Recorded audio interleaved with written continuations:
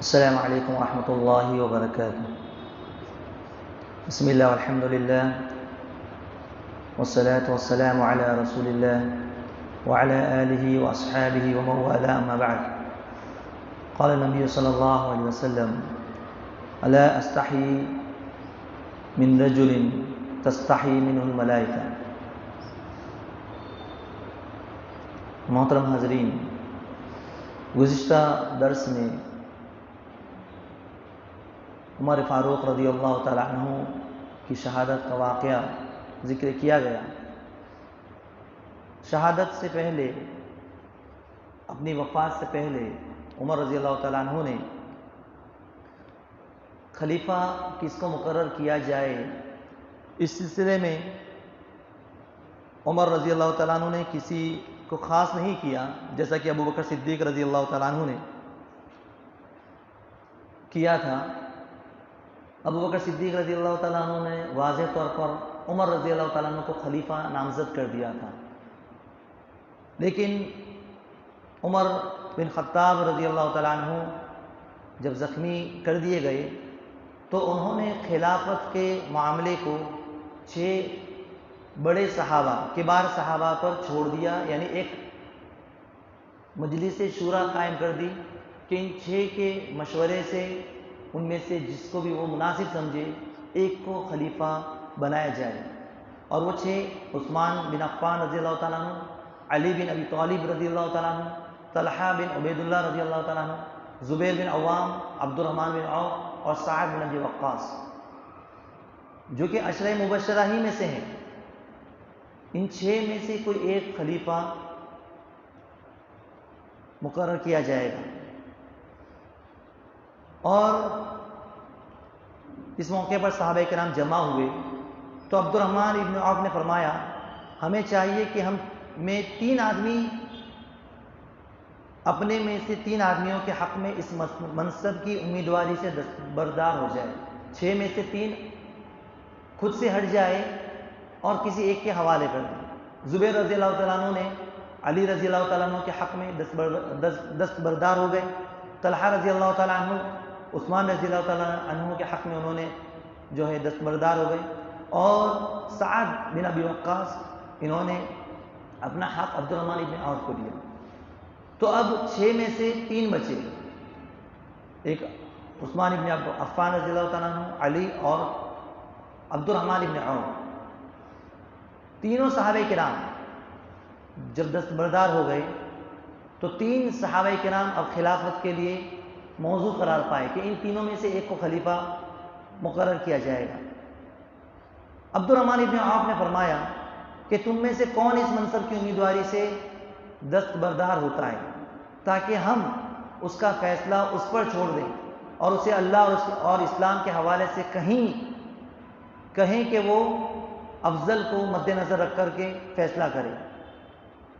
چنانچہ دونوں ہی خاموش ہو گئے، عثمان اور علی رضی اللہ تعالیٰ عنہ دونوں ہی خاموش رہے، کچھ جواب نہیں دیا۔ تو پھر عبد الرحمن ابن عوف نے فرمایا کہ کیا تم اس فیصلے کو مجھ پر چھوڑتے ہو؟ یعنی اگر میں تم دونوں میں سے جس کو بھی مقرر کروں اور جس کو بھی خلیفہ کے لیے مناسب سمجھوں، کیا مجھ پر چھوڑتے ہو؟ تو دونوں نے کہا کہ ہاں۔ تب آپ نے عثمان ابن عفان رضی اللہ تعالیٰ عنہ کا ہاتھ بڑھایا، ان کے ہاتھ پر بیعت کی، اور فوراً علی رضی اللہ تعالیٰ عنہ نے بھی ان کے ہاتھ پر بیعت کر لی، اور اس طریقے سے عثمان رضی اللہ تعالیٰ عنہ خلیفہ نامزد ہو گئے۔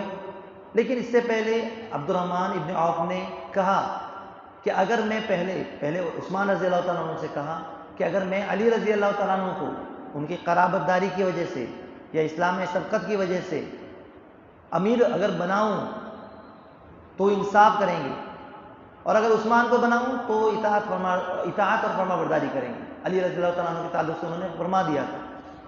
لیکن اس کے بعد عبد الرحمن ابن عوف نے جو فیصلہ سنایا اس پر سب کا اتفاق ہو گیا، اور تمام صحابہ کرام نے عثمان رضی اللہ تعالیٰ عنہ کی بیعت کر لی۔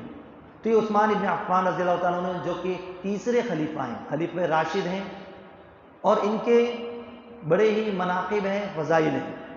آپ کا نام عثمان بن عفان ہے اور آپ کے والد کا نام عفان جو کہ ابو العاص ابن امیہ بن عبد شمس بن عبد مناف کی پشت سے ہیں، اور اس طریقے سے یہ بنو امیہ کے ایک جانی مانی ہستی ہے۔ ان کے والد کا انتقال زمانے جاہلیت ہی میں ہو چکا تھا، اور آپ بڑے ہی نرم مزاج تھے۔ زمانہ جاہلیت میں بھی برائیوں سے، گناہوں سے انہوں نے اپنے آپ کو بچا کے رکھا، کسی بت کو سجدہ نہیں کیا، شراب کبھی نہیں پی، اور ابو بکر صدیق رضی اللہ تعالیٰ عنہ کے ہاتھ پر اسلام قبول کیا۔ ابو بکر صدیق رضی اللہ تعالیٰ عنہ نے جب انہیں سمجھایا، اسلام کی تبلیغ کی، نبی کریم جناب محمد رسول اللہ صلی اللہ علیہ وسلم کے تعلق سے بتایا، تو یہ فوراً اسلام قبول انہوں نے کر لیا۔ السابقون الاولون میں سے بھی سب سے پہلے اسلام لانے والے جو سابقون الاولون ہیں، ان میں سے عثمان ابن عفان رضی اللہ تعالیٰ عنہ ہیں۔ ان کے بڑے ہی فضائل اور مناقب ہیں۔ جب بھی اسلام کو تقویت کی ضرورت پڑی، نبی کریم صلی اللہ علیہ وسلم نے جب بھی اعلان کیا کہ کون ہے جو مالی امداد کے ذریعے سے اسلام کو تقویت پہنچائے، تو انہوں نے ہمیشہ عثمان ابن عفان رضی اللہ عنہ سبقت لے گئے، آگے رہے، ہمیشہ آگے رہے۔ جیش اسرا کے لیے چندے کی اپیل کے موقع پر عثمان رضی اللہ عنہ اپنے کپڑے میں 1000 دینار لے کر آئے، اور انہیں رسول اللہ صلی اللہ علیہ وسلم کی جھولی میں ڈال دیا، تو آپ نے انہیں واپس لے لینے کے لیے فرمایا، اور بار بار فرماتے رہے، لیکن عثمان رضی اللہ عنہ نہیں مانے۔ عثمان رضی اللہ عنہ کے تعلق سے اللہ کے رسول نے اس وقت فرمایا کہ ما ضر عثمان ما عمل بعد یوم قط، آج کے بعد اگر عثمان کوئی عمل نہ بھی کرے اسے کچھ نقصان نہیں ہوگا۔ کوئی بھی اگر عمل نہیں کرتا، نیکیاں نہیں کرتا، کوئی بھی عمل نہیں کرتا، تب بھی عثمان کو کوئی فرق نہیں پڑے گا۔ تو یہ تاریخی جملہ اللہ کے رسول صلی اللہ علیہ وسلم نے اس وقت فرمایا۔ اسی طریقے سے گزشتہ درس میں جو واقعہ گزرا کہ اللہ کے رسول صلی اللہ علیہ وسلم باغ میں بیٹھے ہوئے تھے اور دروازہ کھولنے کا حکم دیا، پہلے ابو بکر آئے، انہیں جنت کی بشارت دی گئی، پھر عمر آئے، انہیں بھی جنت کی بشارت دی گئی، جب عثمان آئے تو اللہ کے رسول صلی اللہ علیہ وسلم نے کیا فرمایا کہ انہیں بشارت دے دو، ان کے لیے دروازہ کھولو، انہیں جنت کی بشارت دے دو ایک مصیبت کی بنا پر جو انہیں پہنچنے والی ہے، جس پر عثمان رضی اللہ تعالیٰ نے ایک تو الحمدللہ کہا کہ جنت کی بشارت سنی، اور اس کے بعد کہا واللہ المستعان، اللہ ہی ناصر ہے، حامی ہے، مددگار ہے۔ احد پہاڑ کے اوپر جب اللہ کے رسول صلی اللہ علیہ وسلم اور ابو بکر صدیق، عمر فاروق اور عثمان رضی اللہ تعالیٰ عنہ جب موجود تھے تو احد پہاڑ حرکت کرنے لگا، بخاری کی روایت ہے۔ اللہ کے رسول نے فرمایا اثبت احد، احد ٹھہر جاؤ، رک جاؤ، تم پر ایک نبی، ان علیک نبی و صدیق و شہیدان، تم پر ایک نبی، ایک صدیق اور 2 شہید ہیں۔ تو ایک نبی کریم صلی اللہ علیہ وسلم اور صدیق سے مراد ابو بکر صدیق ہے، اور 2 شہید سے مراد عمر رضی اللہ تعالیٰ عنہ اور عثمان رضی اللہ تعالیٰ عنہ۔ انہیں اللہ کے رسول صلی اللہ علیہ وسلم نے اپنی زندگی ہی میں اشارہ کر دیا تھا کہ عمر رضی اللہ تعالیٰ عنہ بھی شہید ہونے والے ہیں اور عثمان رضی اللہ تعالیٰ عنہ بھی شہید ہونے والے ہیں۔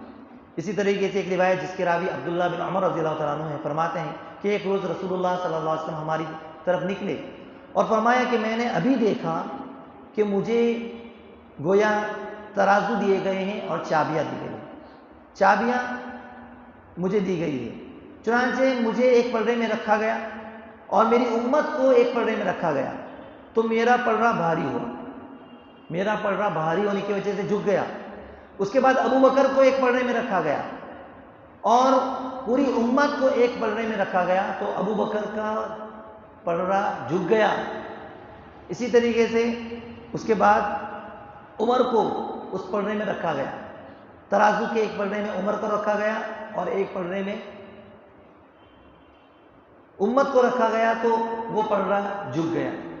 پھر عثمان کو لا کر تولا گیا تو وہ پلڑا بھی جھک گیا، گویا کہ ابو بکر، عمر اور عثمان رضی اللہ تعالیٰ عنہ ساری امت محمدیہ سے وزنی ثابت ہوئی۔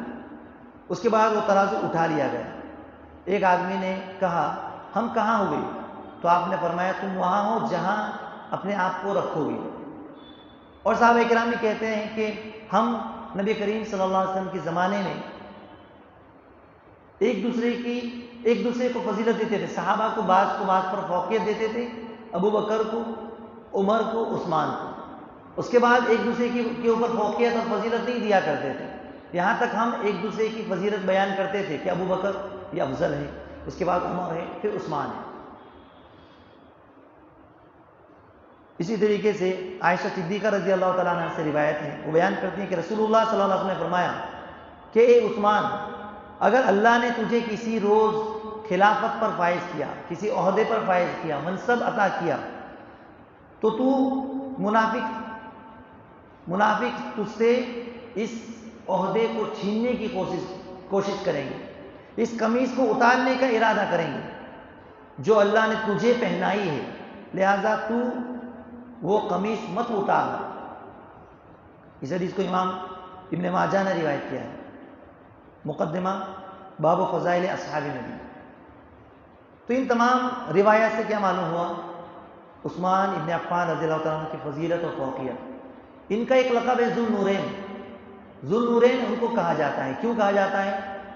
کیونکہ نبی کریم صلی اللہ علیہ وسلم کی 2 بیٹیاں ان کے نکاح میں آئیں۔ پہلے رقیہ رضی اللہ تعالیٰ عنہ سے ان کا نکاح ہوا، پھر چیچک کی بیماری میں ان کا انتقال ہو گیا۔ ان کے انتقال کے بعد رسول اللہ صلی اللہ علیہ وسلم نے ام کلثوم سے ان کا نکاح کیا۔ اس کے بعد کچھ دنوں کے بعد، کچھ مہینوں کے بعد جب ان کا بھی انتقال ہو گیا تو اللہ کے رسول صلی اللہ علیہ وسلم نے کیا فرمایا کہ عثمان، اگر میری 10 بیٹیاں ہوتی تو یکے بعد دیگر تم سے نکاح کر دیتا، لیکن باقی جو ہے ان کی شادیاں ہو چکی تھیں۔